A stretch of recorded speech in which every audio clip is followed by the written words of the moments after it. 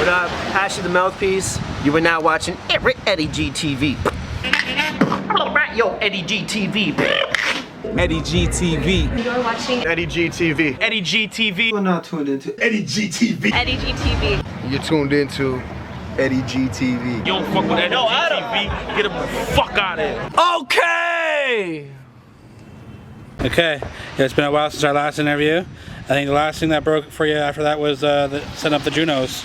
Yeah, I got to perform the warm-up, so 10 minutes before the broadcast started, kind of like everyone shut the fuck up, we're about to start, and I got to perform for like 15,000 people at the old Cops Coliseum, which is now First Ontario Centre, and it was the most exciting and scariest night of my life. So like, what kind of prep did you go into? First of all, like how long was you perform? My set was about 10 minutes. 10 minutes, and and I had Cardinal official fucking introduce me, which was pretty cool. That's dope. That's dope. So what kind of prep did you do? I don't know. I'm always prepping. You know. You're always what I mean? prepping, just like always. But that whole Juno week was insane because John Kirby. Kirby is his stage name, KirbySings.com. Him, Ace Bailey, who's a rapper, and myself, we collaborated for the songwriting contest for the Junos, and we ended up winning. So we had to do a bunch of performances for Juno week that week, on top of my own performances.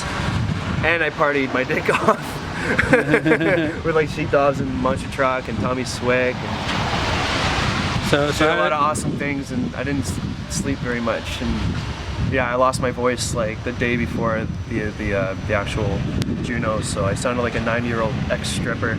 Like, listen, honey, I ain't sitting on no one's face until I get one of three things: a cigarette, and a fucking cigarette. Okay, well, what's going on in your head when you found out the news that you're gonna do that? That's a pretty big. Well, yeah, dude. As soon as I found out the Junos were coming to Hamilton, yeah, I was like, man, what do I gotta do? Whose dick I gotta suck to get on that stage?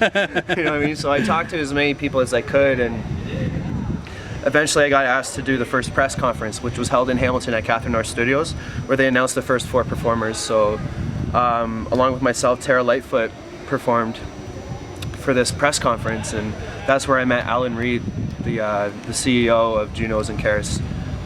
Nice. So I said, hey man, I got this idea, you know, maybe like open up the Junos or something. He's like, that sounds fabulous. Here's my card, give me a call. So I called him and harassed him for about a week, and he finally gave me a call back. It's like, send your video of what idea you have to do, and I'll give it to Insight Productions, who produced the broadcast. Yeah. So blah blah, I was waiting, and then they asked me again to do the next press conference where they announced all the nominations. And that was at the Danforth in Toronto, and that's where Insight got to see me. And they're like, yeah, welcome to the Junos, and that's where I got the confirmation that I was playing. Fucking shat my dick. It was just so exciting. I was like, that was one of my first dreams, my first unrealistic dreams, when I was like 15 years old, you know what I mean? So it was pretty cool.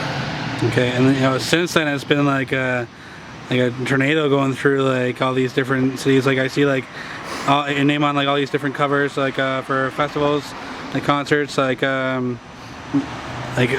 much did that experience boost your whole career? Oh man, I'm still running with it. You know what I mean? Looks good on a resume. Opened up a lot of festivals, a lot more venues for when I'm on tour. This year I get to play Shambhala, which is in Salmo River, BC, and it's like 25,000 tickets were sold out before the lineup was even announced. It's a huge festival in the forest. It's kind of like Burning Man, but in the forest.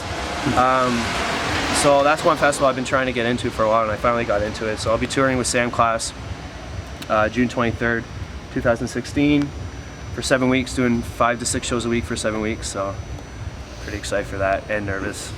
Nice. Last time we talked about when you're on tour, like when I said those bitches be like throwing themselves at you.